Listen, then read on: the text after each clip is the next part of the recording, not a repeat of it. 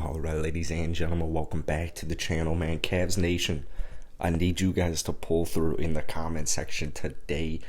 We've got a crazy trade regarding Dejounte Murray, and I just need to hear your guys' opinions. But before we get into this video, if you enjoy it, you like Cavs content, you like daily NBA content, hit that subscribe button. If we could get this video to 100 likes, I think it would really help this channel get the remaining 20 subs that we need, or now it's like 25 subs that we need to get to 10,000. So Cavs Nation, I appreciate you guys. 100 likes.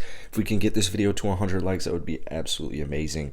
We have a crazy trade here, dude. This is just such a crazy trade.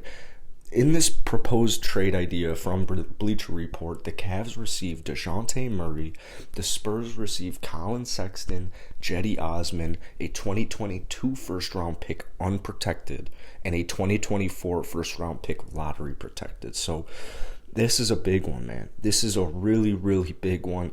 The Cavaliers last night suffered a defeat to the Houston Rockets, and I think it's just been abundantly clear, like, you know, I understand they're missing some key players, Darius Garland right now, Lauri Markkanen, but even the games, I think it's just even more apparent actually when DG has been out.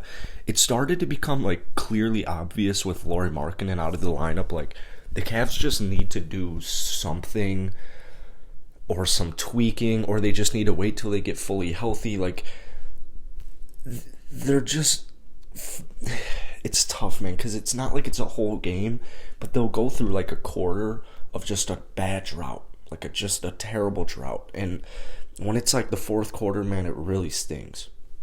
The Cavs right now, because of that loss last night, puts them at 5th in the Eastern Conference. So they are 2 games back of the Chicago Bulls. 2 games. It's crazy, dude. The Wizards, they are a full, I mean, they're actually like 6.5 games away. So the Wizards, 11 seed, last team in the play-in. So I mean, the Cavs right now, as long as they like don't completely shit the bed, they should make the playoffs. Right, 31-21. You got a 6.5 game lead over the 11th seed. That's probably gonna sell everything. They should sell everything. They should definitely get rid of Bradley Beal. That's not the point of today's video. So the Cavs, they're going to be in the playoffs, but the big thing has been, like, do you risk kind of blowing up draft picks and assets for, like, a deep playoff run? It's tough because this Cavs team is not supposed to be here. They had the 3rd worst record in the NBA last year, but you look at a guy like Dejounte Murray, who is literally putting up 20, 8.5, and 9. I mean, those stats are absurd. They are absurd. Throw in 2 steals per game.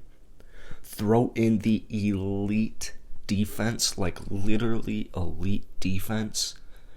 And this makes this trade really, really interesting. If you guys have been watching my channel for a while, you know my thoughts on Colin Sexton. I think he's a dog. I think he's an absolute dog. But here's the thing. I don't think I'm actually trying to pay him that much when he's up for contract extension. I don't mean to say like I'm not opposed to paying him, but I think focusing more on a guy like Isaac Okoro, who's got phenomenal two-way potential, is more so in the Cavs' best interest. So Colin Sexton in this trade, I don't actually have a huge issue with it. Cedi Osman, that one's tough too. I mean, both of these are tough players. You don't want to ideally, you don't want to lose either player. Cedi Osman's tough as well. I mean, this guy has been a very solid role player for this team. Almost 11 points per game. He's shooting over 35% from downtown. So it's tough. Colin Sexton, on the other hand, I think it's tough as well, but he'll be a restricted free agent this offseason. You're not really fearing he's going to leave. So in that case, that actually helps out the San Antonio Spurs. So if you're thinking, why would the Spurs want either of those 2 players? Well, Colin Sexton's restricted free agent, and Cedi Osman's just a solid, role player who is only 26 years old. This probably only happens, I think, if the Spurs decide to kind of enter a almost rebuild with Josh Primo, Keldon Johnson, Devin Vassell. Like, that's probably the only way, shape, or form Dejounte Murray gets traded. I should have said that way earlier in the video. But that's really the only way I see Dejounte getting traded. So this is, I don't think this is realistic whatsoever. But, you know, we're acting like it is. We're definitely going to act like it is. With Ricky Rubio being out for the rest of the season, having a guy like Dejounte would do wonders. I'm probably going to decline this trade. But I can easily see why I wouldn't accept this trade and just figure it out later. Because what happens here is, it's not even that big of a deal, actually. The reason I'm declining it, I think like the Cavs just need role players for the rest of the season. I think they need like solid role players like Cedi Osman to help get them to the playoffs and have a deep playoff push in the playoffs. Guys like Cedi Osman are going to be vital for this team's success come playoff time. A 2022 first-round pick unprotected is tough. A 2024 first-round pick lottery protected it's tough, but it's not the end of the world. Man, this is like one of those really hard trades because let's say this was real. How often are you going to get offered to trade for Dejounte Murray? How often is that going to happen?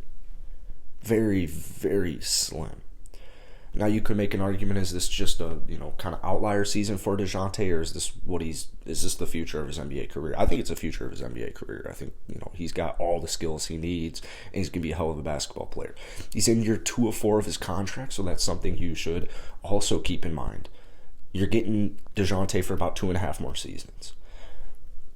Is it worth it to trade away another 2 first-round draft picks for just kind of like not immediate success, but more short-term success? Oh man, it's tough because this draft isn't as deep as it was last year. So if you make a deep playoff run, let's say you're drafting around the 20 to 24 range, is that worth it? You know what I'm saying? Like, is that worth? Like, is that first-round pick going to be that valuable in this year's NBA draft? I mean, none of us can really know that. This one's tough, man. This one's tough. And like I said, I'd probably decline this trade, but I have a weird feeling that I'm making a mistake. I would regret this, and that all the Cavs Nation is about to tell me they would accept this trade immediately. It's really interesting, though. Another thing to be mentioned is Darius Garland's progression.